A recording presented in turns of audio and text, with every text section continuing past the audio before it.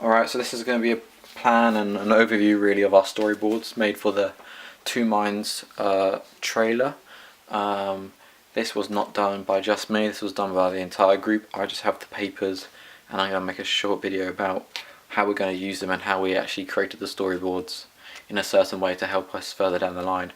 So to start straight away, we decided to make our storyboards for the trailer in scenes instead of shots. So what I mean by that is we didn't really understand what we were going to be putting into our trailer. So instead we decided to decide on what scenes we were going to be putting onto the trailer, and then from that we could pick certain shots from a scene that we liked. So we have a scene of an office, we have a scene of a BBC report, then we have the desk, his office desk, then we have finding evidence like a library, we have a bus stop, we have drink driving, drunk at the bus stop again, so juxtaposition of the other one, and kidnapping, and then the torture death scene, which was hinting at what to come in the film, so more of a narrative enigma.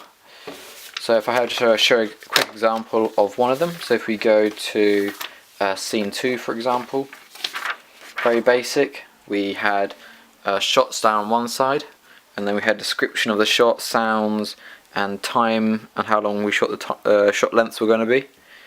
In this one we had kind of an inception of the two scenes.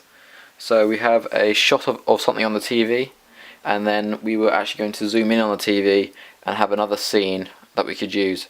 So this scene is when he's in the room, and this scene right here is of what's on the TV screen, so BBC News or some sort of ident for a news channel, and then the woman being reported on, and then back to the ident.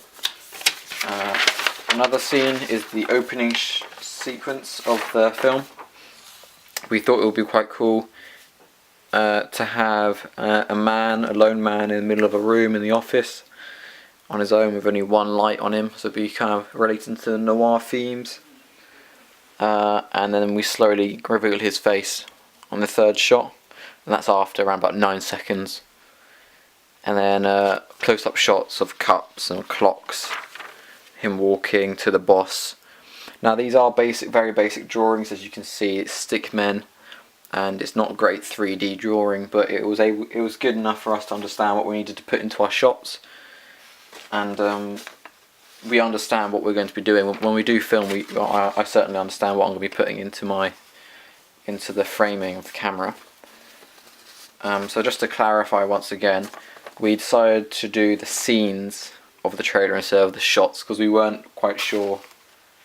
Well, we're not quite sure yet of what shots we're going to be putting into our trailer. So we decided if we know the scenes, the key scenes of equilibrium, disequilibrium, and then the new state of equilibrium, and the plot points of each of those stages, the murder, the finding of new evidence being fired, and where they happen in their locations. So in the office, finding the evidence, he's in the library or some sort of confinement area, he's finding the evidence, and that's the end of the scene.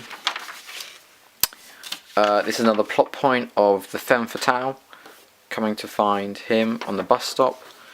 This was drawn by, I can't remember by who, but a bit more 3D and a bit more better quality. So we have camera shots, long shots, close up, and then we have the mise en scène and the micro features on the right hand side, apart from the cinematography. It was very useful to do this process, and we were able to understand what we need to put into our trailer when we film it. And that was our storyboards. Hopefully I was able to tell you how we use the storyboards and how we're going to use them later on. Thank you.